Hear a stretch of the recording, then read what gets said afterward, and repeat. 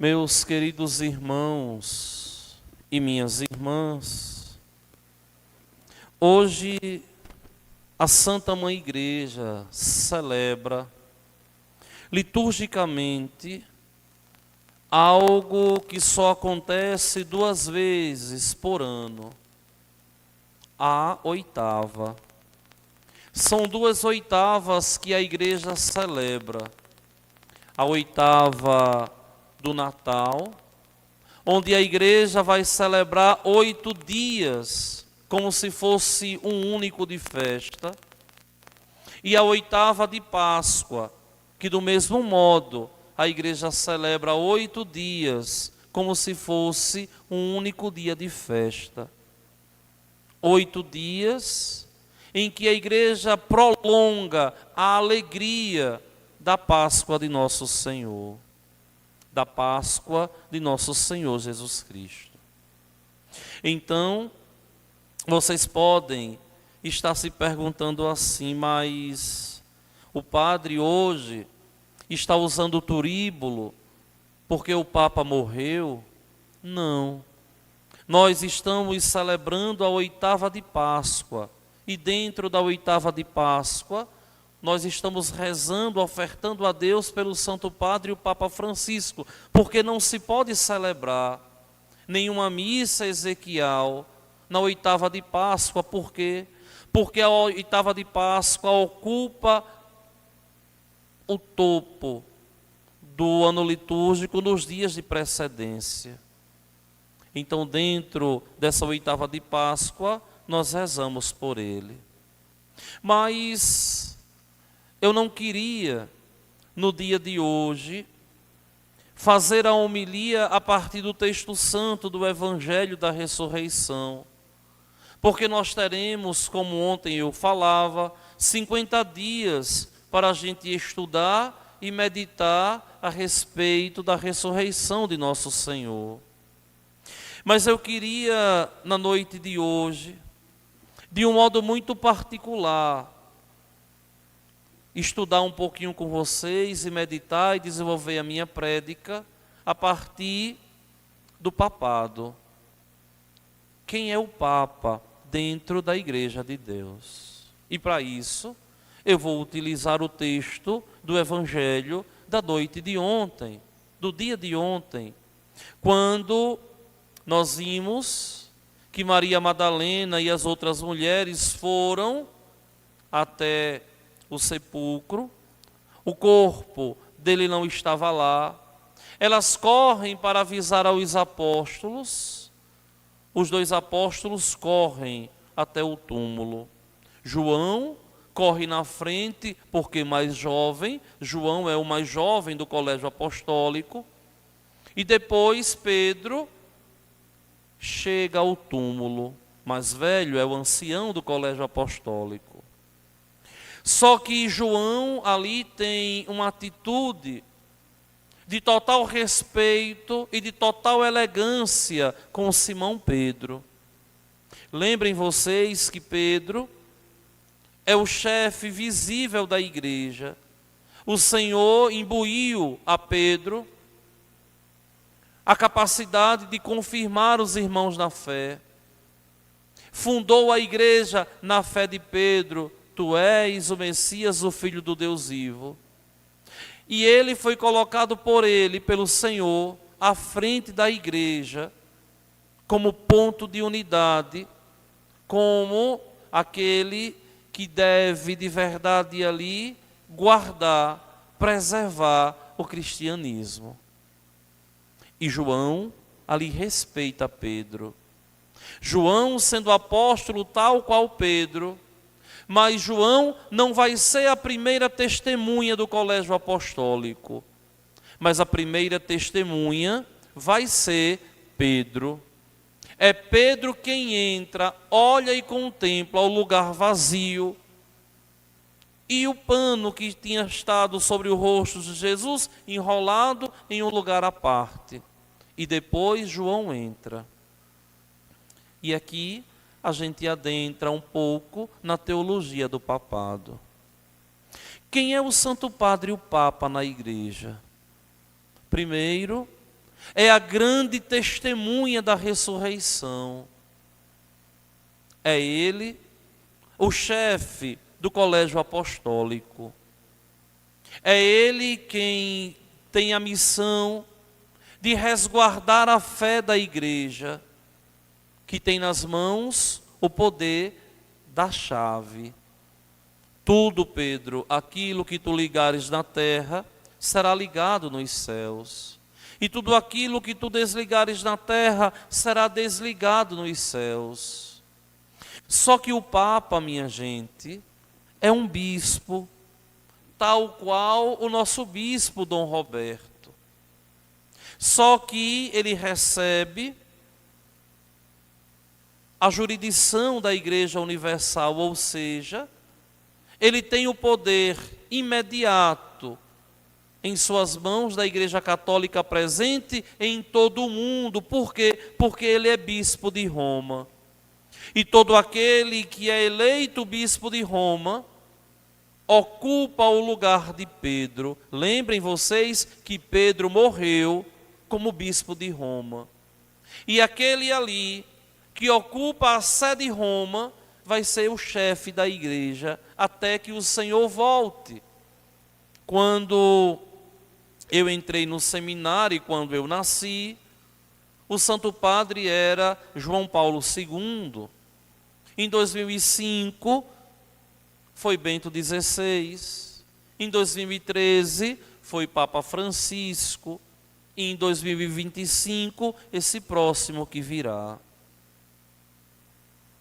A Igreja de Deus sempre teve a cabeça visível, com muita dignidade e com muito zelo, suscitado, levantado por Deus.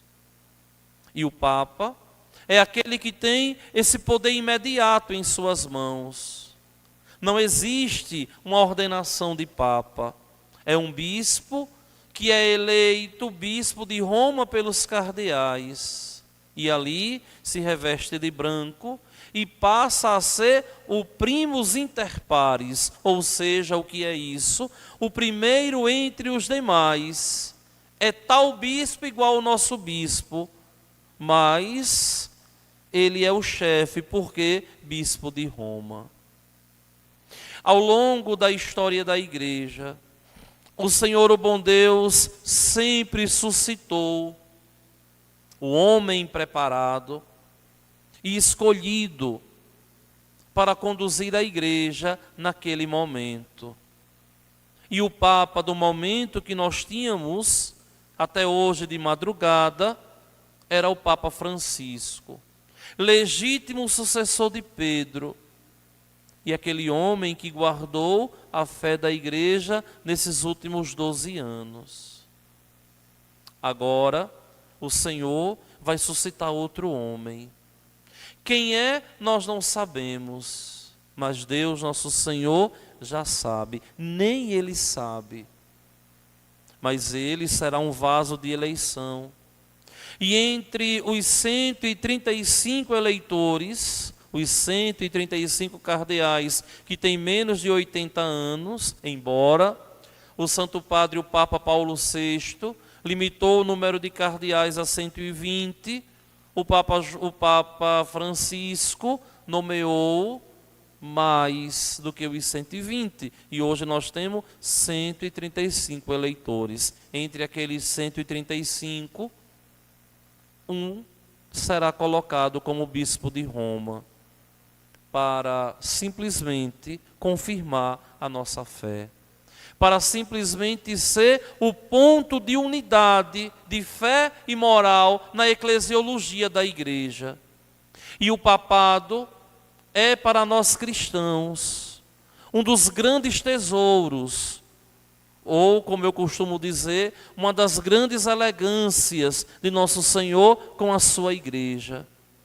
Porque ali na figura do Papa nós temos um ponto de unidade.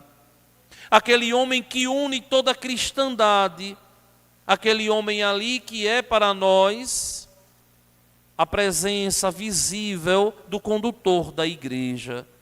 E o Senhor, o bom Deus, conduz a igreja pela figura do Santo Padre, o Papa, que para nós, volto a dizer, é um ponto de unidade. Por quê? Porque a última palavra, a palavra final, quem tem a respeito de fé e moral é o Santo Padre, o Papa.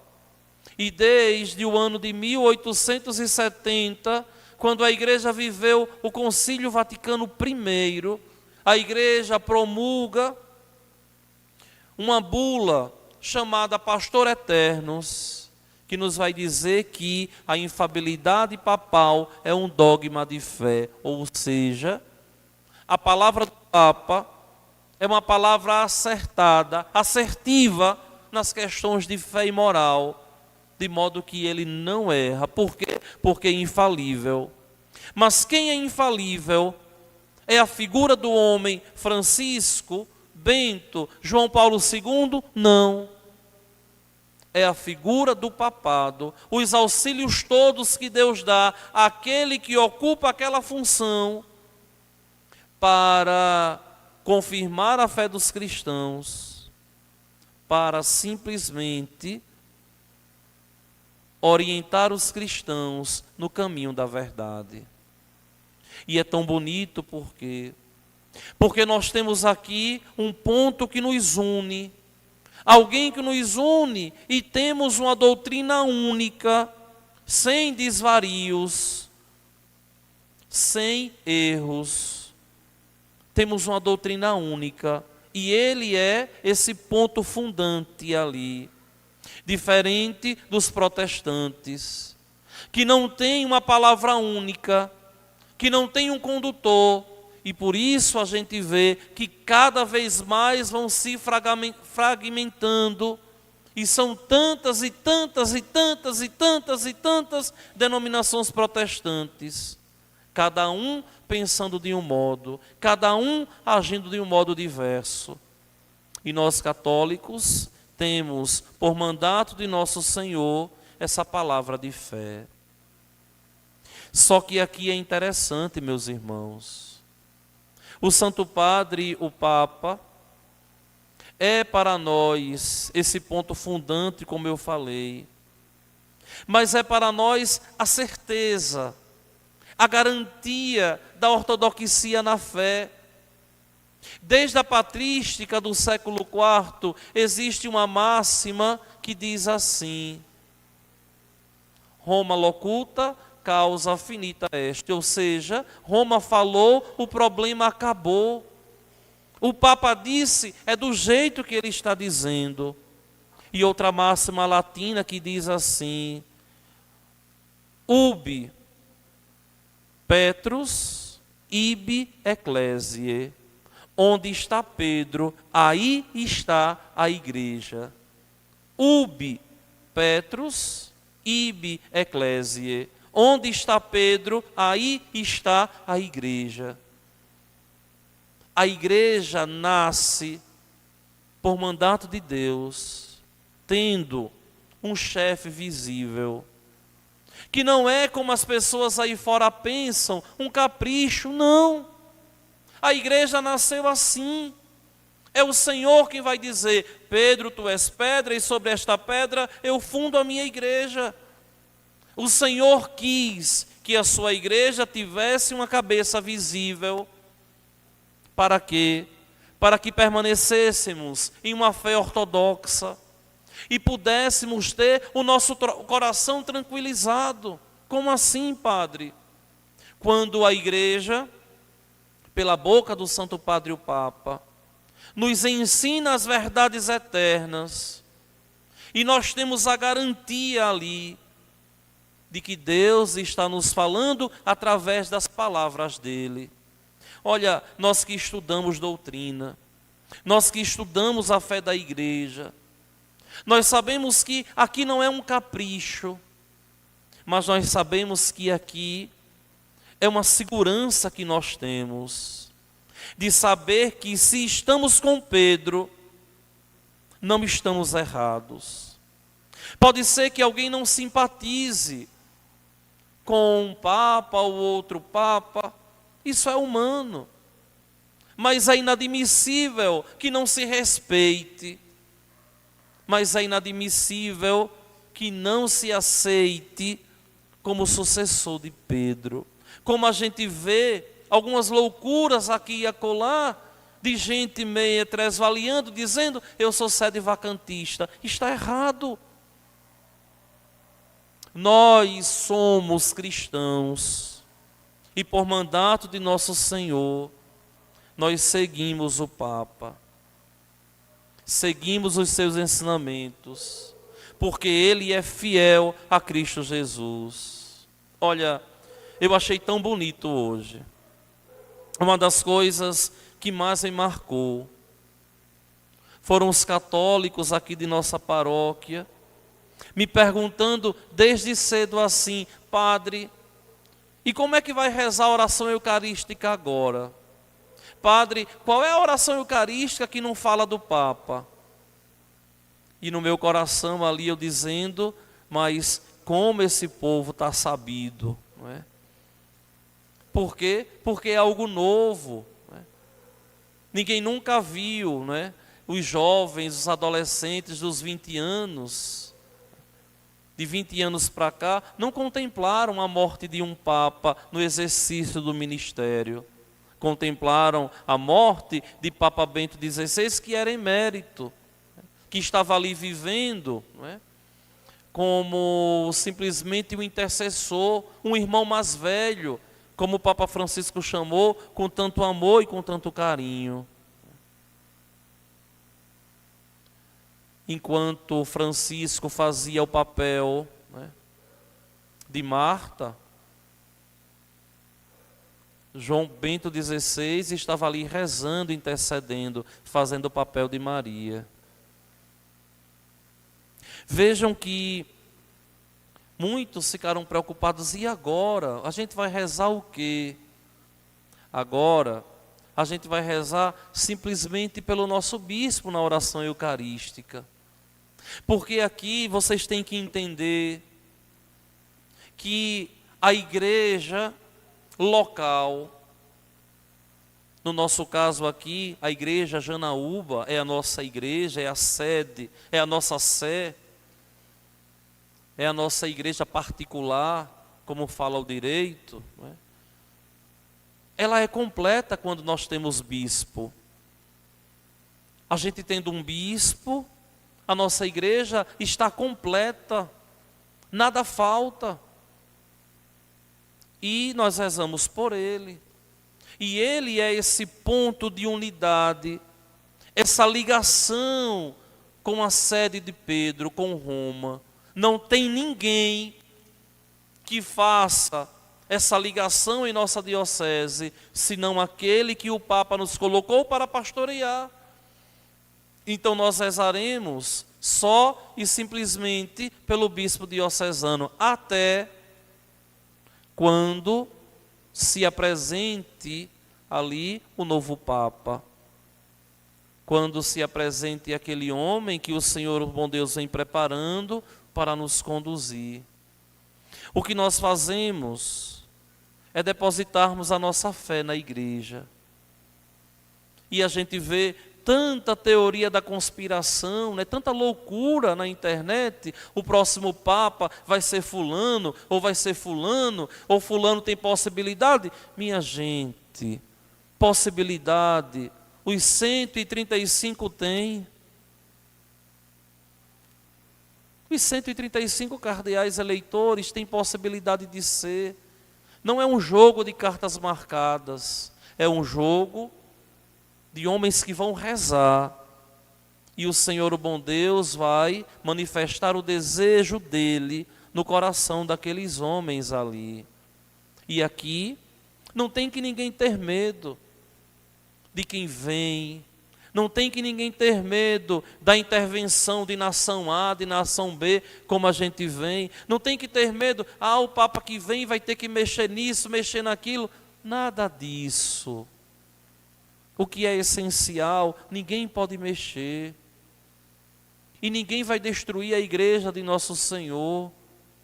Porque o próprio Senhor vai dizer: o poder do inferno não terá poder sobre ela. Isso é tão tranquilizador, que a gente sabe que logo nós teremos outro Papa, né? E o cardeal vai ali com tanta dignidade dizer: habemus papam, né? Temos um Papa. E mais uma vez os cristãos vão se alegrar e vão guardar no coração o legado de Francisco, como guardam no coração o legado de Bento XVI, o legado de João Paulo II e de tantos que passaram na história da igreja, como por exemplo, tem um Papa que eu não conheci, mas que eu amo, né? Papa Pio V, Papa Pio XII, que eu não conheci, mas tenho grande admiração pelos dois, e ficaram lá atrás. Vejam, e a igreja está de pé, porque a igreja é de Cristo Jesus. A nós compete sim rezarmos e pedirmos a Deus nosso Senhor que envie o homem que Ele está preparando para nos guiar na caminhada rumo aos céus. Papa Francisco foi um homem muito bom, conduziu a igreja sobre a moção do Espírito Santo, assim como Bento XVI, assim como João Paulo II, mas chegou a hora agora que nosso Senhor disse: Francisco, tá bom, e agora eu vou colocar outro para conduzir a minha igreja, e será assim até que ele volte, e logo logo nós teremos, com a graça de Deus, mais um bispo vestido de branco, temente a Deus e com um desejo muito grande de nos levar a todos aos céus. O papado na igreja é uma instituição que nos garante a unidade. O papado na igreja é uma das grandes elegâncias de Cristo que só nós temos. Vejam como a Eucaristia só nós temos, como a intercessão da bem-aventurada e gloriosa Virgem Maria só nós temos, e como o Santo Padre e o Papa, esse ponto de unidade que só nós temos. E é tão bom e é tão maravilhoso ser católico, porque nós não seguimos uma fé criada por nenhum homem, mas uma fé passada por Deus. Vejam, há tantos anos vocês me escutam aqui a pregar, 14 anos e 2 meses e alguns dias, mas aqui eu não posso pregar o que penso, mas devo pregar aquilo que a minha mãe igreja me pede para pregar, e a igreja conduz vocês como me conduz também, e logo nós temos a garantia de que estamos na caminhada rumo ao céu, e uma garantia tão boa, e a gente vive em paz e tranquilos. Meus queridos irmãos e minhas irmãs, vamos rezar para que o Senhor, o bom Deus, nos conceda um novo pastor a nos guiar. Vamos rezar pelo Papa Francisco, para que o Senhor, o bom Deus, tenha misericórdia dele, que tanta coisa boa nos fez, e que aqui e acolá foi tão mal interpretado também, como sempre, como todos aqueles que estão na linha de frente, sempre vão ter coisas boas, e sempre em algumas decisões vão ser mal interpretados. E nós simplesmente devemos crer que aquele homem ali suscitado por Deus era o homem mais preparado para guiar a igreja naquele momento da história. Foi assim Paulo VI, foi assim João Paulo I, João Paulo II, Bento XVI, Francisco. E agora a gente reza e com coração esperançoso e cheio de amor pelo próximo que logo virá. Mas eu volto a dizer a vocês, o papado na igreja é essa grande elegância de Deus para com a nossa fé. Ubi Petrus, ibi Ecclesiae. onde está Pedro, aí está a igreja de Deus.